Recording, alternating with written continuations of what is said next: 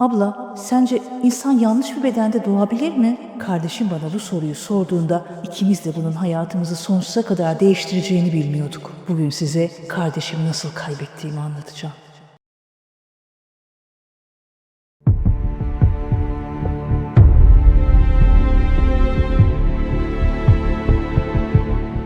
Ben kardeşimi o gece kaybetmedim.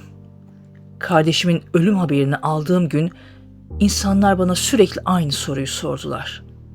Nasıl öldürüldü? Ama yıllar boyunca kimse bana asıl soruyu sormadı. Nasıl bu noktaya geldi? Çünkü kardeşim aslında öldürüldüğü gece ölmemişti. Onu biraz toplum öldürmüştü, biraz korkular, biraz sessizlik, biraz da biz. Ben Mina'nın ablasıyım. Adım Gülsüm. Bu hikayeyi yıllarca anlatamadım. Çünkü her anlatmaya kalktığımda aynı düşünce gelip boğazıma düğümlenmişti. Eğer o gün kardeşimin elini biraz daha sıkı tutsaydım, belki bugün hala yaşıyor olacaktı. Bugün size sadece kardeşimin nasıl öldüğünü değil, nasıl yavaş yavaş yalnız bırakıldığını anlatacağım. Çünkü bazen bir insanı öldüren şey son gece değildir. Yıllarca biriken yalnızlıktır.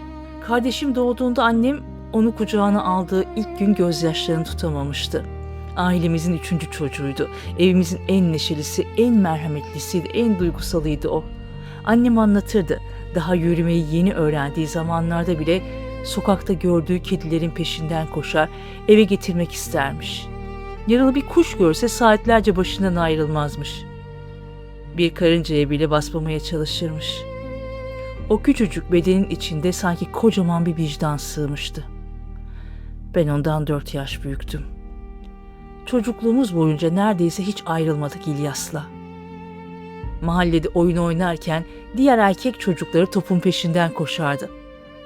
Kardeşimse çoğu zaman benim yanımda kalmayı tercih ederdi. Bazen oyuncak bebeklerimin saçlarını tarardı, bazen annemin dikiş kutusundan renkli ipler alıp bebeklere elbise dikmeye çalışırdı işte. O zaman bunları sadece çocuk oyunu zannediyorduk. Kimsenin aklına bunun onun içinde yıllardır büyüyen başka bir gerçeğin ilk işareti olduğu gelmemişti. Babamsa bambaşka bir karakterdi. Disiplin onun için sevgiden daha da önemliydi. Evde onun ayak sesleri duyulduğunda herkes susardı. Yemek masasında yanlış bir söz söylemeye korkardık. Biz babamı severdik aslında ama ondan daha çok çekinirdik. Kardeşim büyüdükçe bu korku onun üzerinde daha ağır hissedilmeye başlamıştı.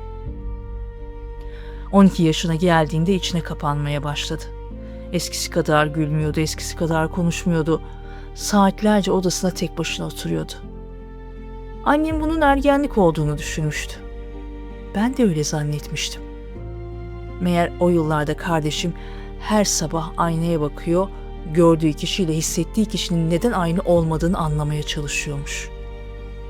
Bunu bana çok sonra, evden ayrılmadan birkaç ay önce anlatmıştı. O konuşmayı hala dün gibi hatırlıyorum. Bir gece odama böyle sessizce gelmişti, yatağın ucuna oturmuştu.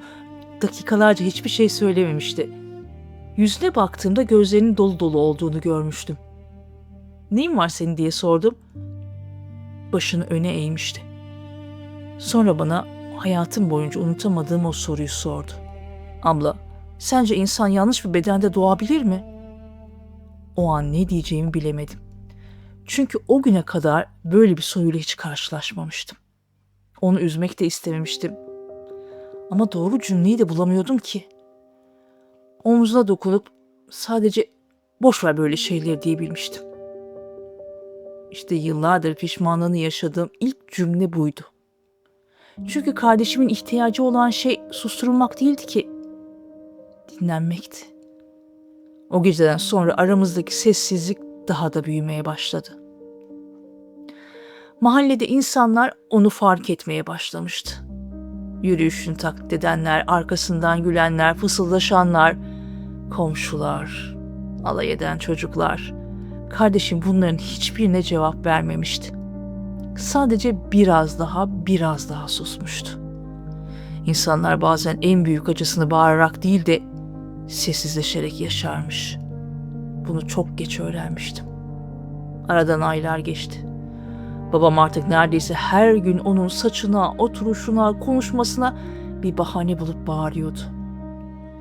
Evimizin içinde görünmeyen bir savaş başlamıştı.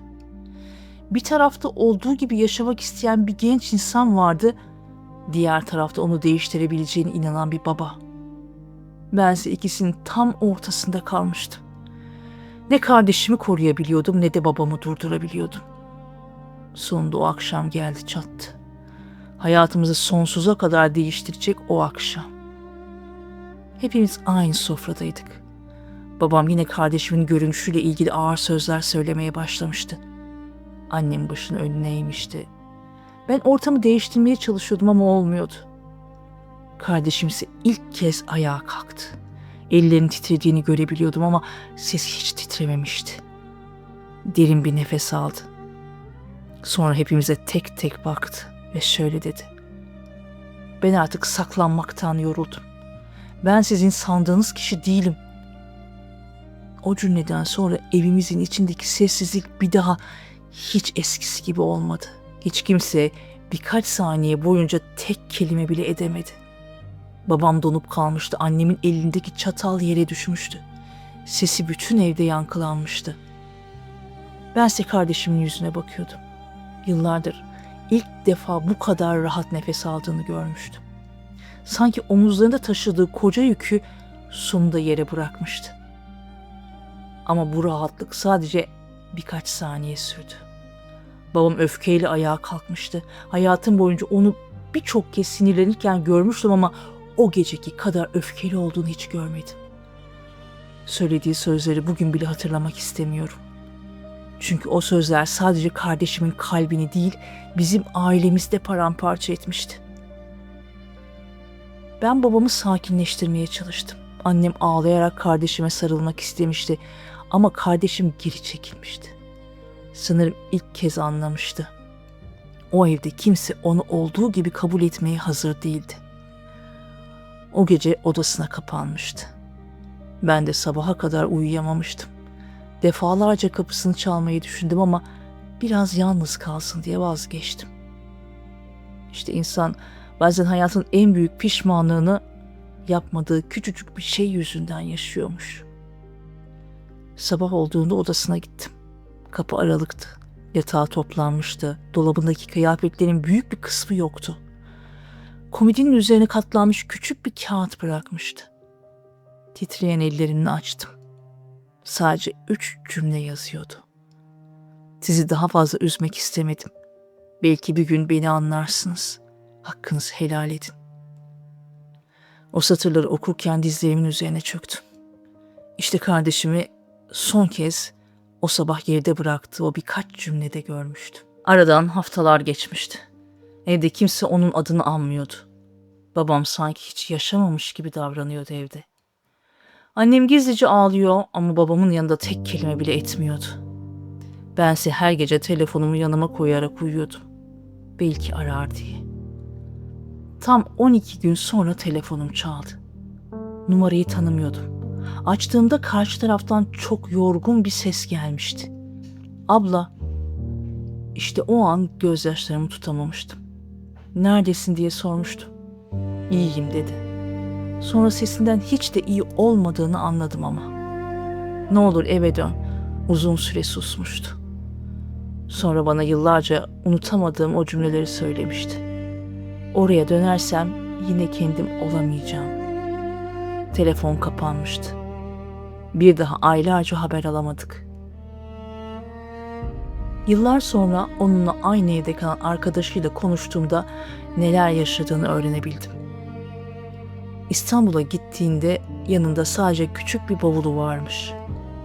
İlk günlerde kendisi gibi ailesi tarafından dışlanmış birkaç kişiyle aynı evi paylaşmaya başlamış. Her sabah erkenden kalkıyor, eline hazırladığı özgeçmişini alıp iş aramaya çıkıyormuş. Kuaförlere gitmiş, kafelere gitmiş, temizlik şirketlerine başvurmuş, depolarda çalışmak istemiş, mağazalara başvurmuş. İlk görüşmeler genellikle iyi geçiyormuş. Çalışkan olduğunu görünce umutlanıyorlarmış. Fakat ne zaman kimliği anlaşılmaya başlasa insanların yüzü değişiyormuş. Kusura bakma, biz seni ararız. pozisyon dolu, burası sana göre değil gibi cümleler kuruyorlarmış. Bir süre sonra yeni bir iş görüşmesine giderken bile umutlanamaz hale gelmiş. Her reddedilişinde biraz daha içine kapanmış. Kirası birikmeye başlamış, dolapta yiyecek kalmamış. Bazen bir ekmeği 2 gün boyunca idare ederek yediğini anlattı arkadaş. Bazen sadece su içip uyuduğunu. Bir gün cebinde kalan son parayla oturup uzun süre ne yapacağını düşünmüş. Ya ekmek alacaktı ya ertesi gün yeni bir iş görüşmesine gidebilmek için ulaşım kartına para yükleyecekti. İkisini birden yapabilecek gücü kalmamıştı. İşte çaresizlik tam olarak böyle bir şey. İnsanı doğruyla yanlış arasında değil, iki mecburiyet arasında seçim yapmaya zorluyor. Aylar geçtikçe çevresindeki insanlar değişmeye başlamış. Kendisi gibi dışlanan insanlarla arkadaş olmuş, onların da birbirine benzeyen hikayeleri varmış. Kimisi ailesinden kaçmış, kimisi çalıştığı işten çıkarılmış, kimisi yıllardır kimliğini saklayarak yaşamaktan yorulmuştu. Bir akşam ev sahibi kapıya dayanmış. 2 aylık kira borcu birikmişti. Hafta sonuna kadar ödemezseniz evi boşaltın demiş. O gece kardeşim saatlerce uyuyamamış. Sabaha karşı banyoya gidip aynanın karşısına geçmiş. Uzun süre kendine bakmış, sonra sessizce ağlamış. Ertesi gün hayatı boyunca vermek istemediği bir kararı vermiş. Hayatta kalabilmek için eskortluk yapmayı kabul etmiş. Bunu seçtiği için değil, başka hiçbir kapı kalmadığını düşündüğü için yapmış. İlk geceden sonra eve döndüğünde odasından hiç çıkmamış. Ev arkadaşlarından biri bana yıllar sonra şunu anlatmıştı. Kapıyı çaldık, cevap vermedi. Sabaha kadar ışığı hiç sönmedi. O gece sadece sessizce ağladı. Bunu duyduğumda günlerce kendime gelemedim. Çünkü çocukken sokakta yaralı kuşları eve taşıyan kardeşim şimdi sadece yaşayabilmek için kendi yaralarını içine gömüyordu. Yine de kazandığı ilk parayla kendisine hiçbir şey almamış. Önce evin kirasını ödemiş, sonra mutfağı doldurmuş, ev arkadaşlarına yemek hazırlamış, onları güldürmeye çalışmış. Başkalarını mutlu etmekte hep çok iyiydi. Ama kendisini mutlu edecek tek bir insan bile bulamamıştı. O günlerde hayatının sonsuza kadar böyle devam etmeyeceğini sanıyormuş. Oysa bilmediği bir şey vardı. Bir akşam telefonuna gelen sıradan bir mesaj onun kaderini tamamen değiştirecekti. Ve o mesajı atan kişi sadece kardeşimin değil, bizim bütün ailemizin hayatında geri dönüş olmayan şekilde değiştirecekti. Kardeşim evden ayrıldıktan sonra hayata tutunabilmek için çok ağır bedeller ödemişti. Ama bütün bunlara rağmen içinde hiç kaybetmediği bir şey vardı. Sevilme umudu. Belki de insan ne kadar kırılırsa kırılsın, bir gün gerçekten sevileceğine inanmayı hiçbir zaman tamamen bırakmıyormuş. Bunu onun ölümünden sonra okuduğum defterlerinden anlamıştım. Sayfaların birinde şöyle yazıyordu. Benim de bir gün normal bir hayatım olabilir mi? Bu cümleyi okuduğumda saatlerce o sayfaya bakmıştım.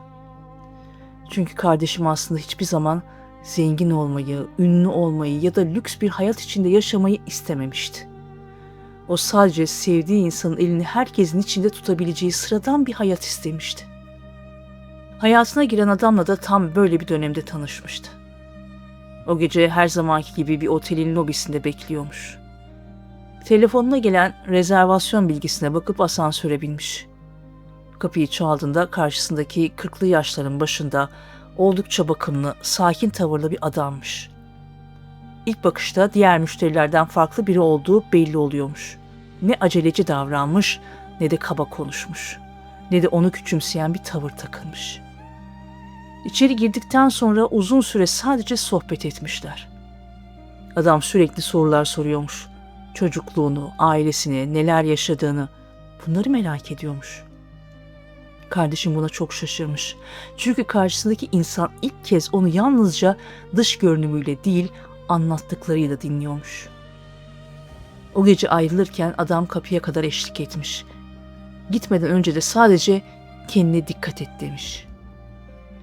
Kardeşim bu cümleyi defterine özellikle yazmıştı. Çünkü ona göre yıllardır kimse bunu içtenlikle söylememişti. Aradan birkaç gün geçmiş, adam yeniden aramış. Bu kez görüşmek için herhangi bir otel ayarlamamış. Deniz kenarında küçük bir restoranda buluşmayı teklif etmiş. Kardeşim önce kabul etmek istememiş. Bunun doğru olmayacağını düşünmüş. Ama adam ısrar etmiş. O akşam saatlerce konuşmuşlar. Hayatlarından, çocukluklarından, hayallerinden. Kardeşim adamın evli olduğunu ilk buluşmada öğrenmiş. 2 çocuk babası olduğunu da. Üstelik şehirde oldukça tanınan bir iş insanıymış. İnşaat sektöründe büyük projeleri varmış. Gazetelerde röportajları bile çıkmış. Yardım kampanyalarına katılıyormuş. Bulunduğu çevrede dürüstlüğü ve aile yaşantısıyla örnek gösteriliyormuş. Kardeşim bunları öğrenince görüşmeyi bitirmek istemiş aslında. Hem senin hem benim için doğru olmaz demiş. Fakat adam onun elini tutmuş. Günün birinde sana her şeyi anlatacağım cevabını vermiş. İşte kardeşim o gün ilk büyük hatasını yapmış. Gitmesi gereken yerde kalmış maalesef. Görüşmeler devam etmiş. Haftada 1, sonra 2, sonra neredeyse her gün. Artık birbirlerine alışmaya başlamışlar. Adam kardeşime küçük hediyeler getiriyormuş. En sevdiği kahveyi ezbere biliyormuş. Doğum gününü unutmamış. Hasta olduğunda ilaç götürmüş. Sabahları günaydınlar, geceleri iyi geceler mesajları atıyormuş. Belki bunlar çok sıradan gelebilir ama kardeşim için değildi. Çünkü yıllardır ilk kez biri onu gerçekten önemsiyormuş gibi davranıyordu. Yine defterinde şöyle bir şey yazıyordu. Bana ilk defa çiçek alan bir adam oldu. O satırı okurken ağlamıştım. Çünkü bazı insanlar için çiçek sadece bir çiçek değildir. Hayatında ilk kez değer gördüğünü hissettiğini anlar.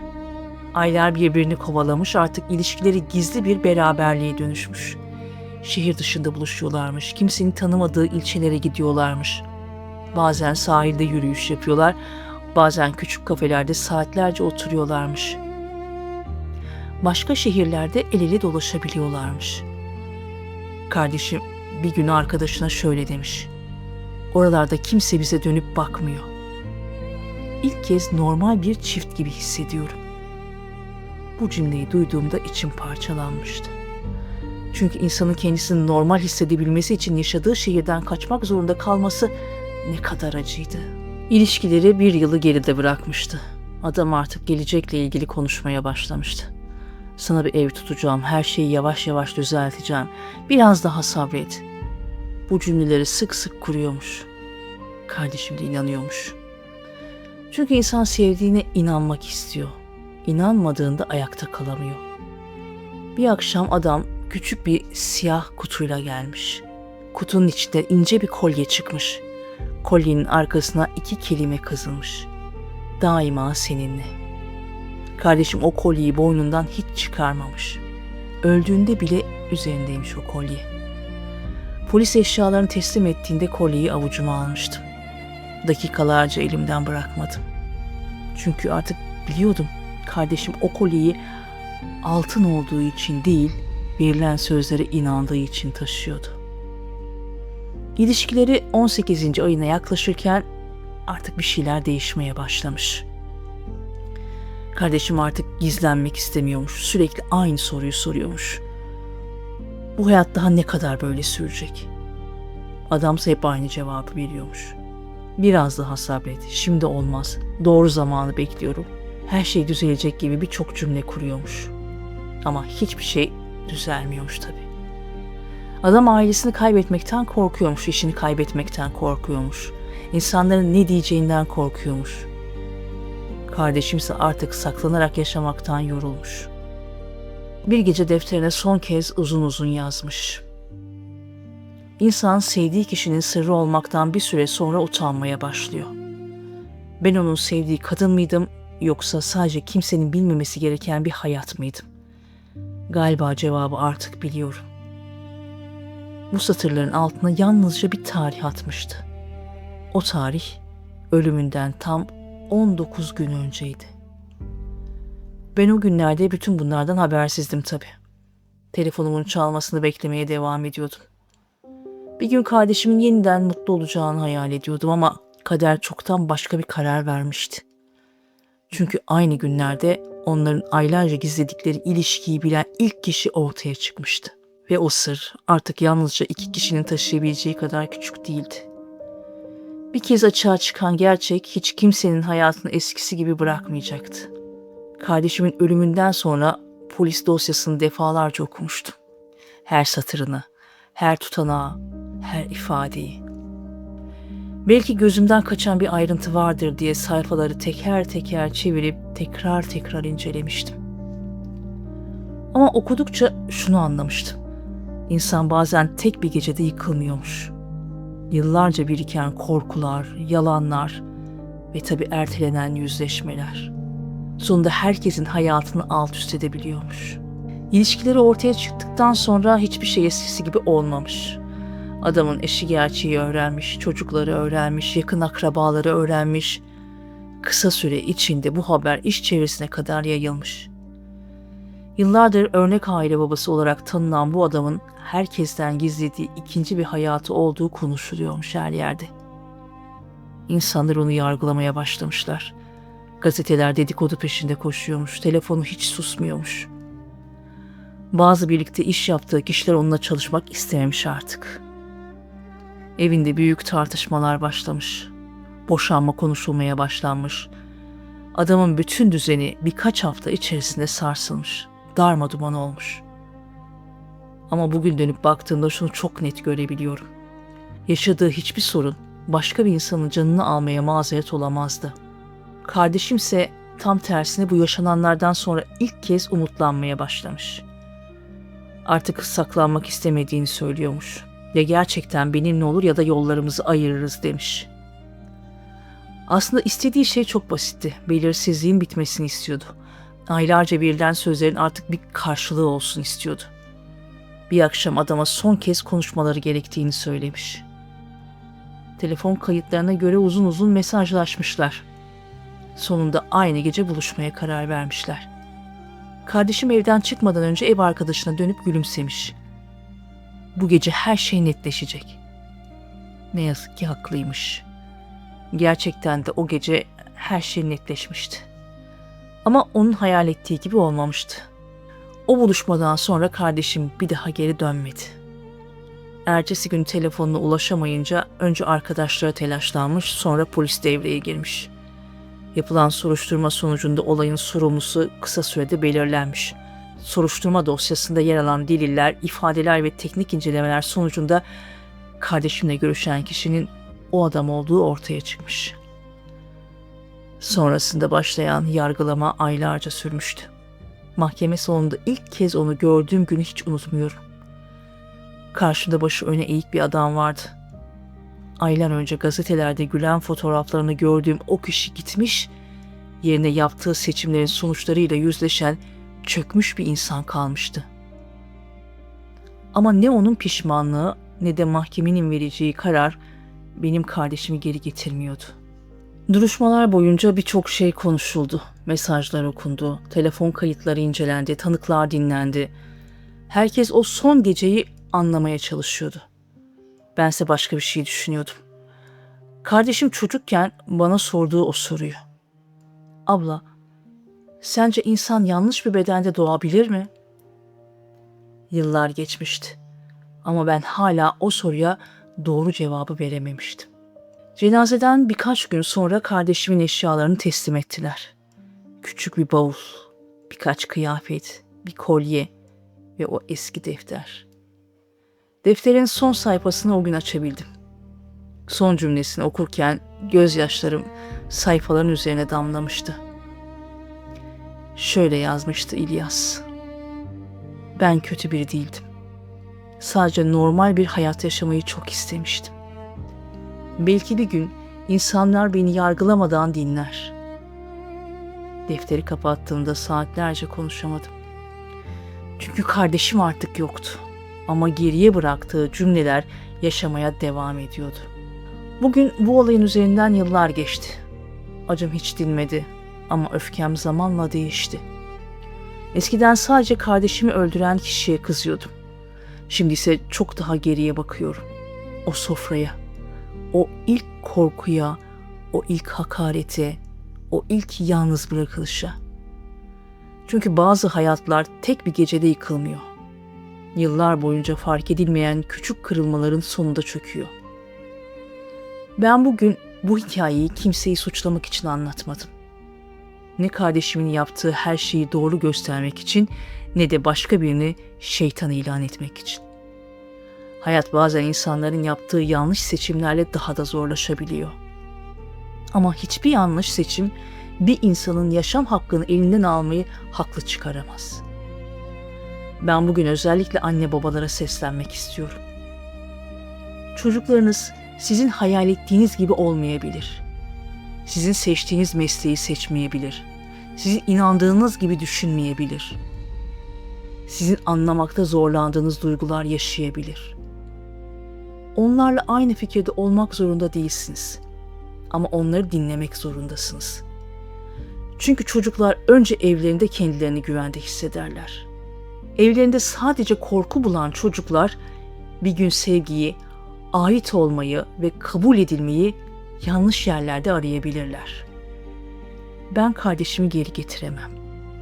Her doğum gününde mezarına gidiyorum. Çiçeklerini değiştiriyorum, uzun uzun konuşuyorum onunla. Bazen cevap verecekmiş gibi bekliyorum onu. Sonra sessizce eve dönüyorum. Eve her döndüğümde de aynı cümleyi kendime söylüyorum. Keşke seni sen yardım istemeden önce dinleyebilseydim. Eğer bugün bu hikayeyi dinleyen tek bir anne, tek bir baba bu akşam çocuğunun odasına gidip onu yargılamadan dinlerse belki bizim yaşadığımız acıyı başka bir aile yaşamaz. İşte ben yıllardır sustuğum bu hikayeyi tam da bu yüzden anlattım.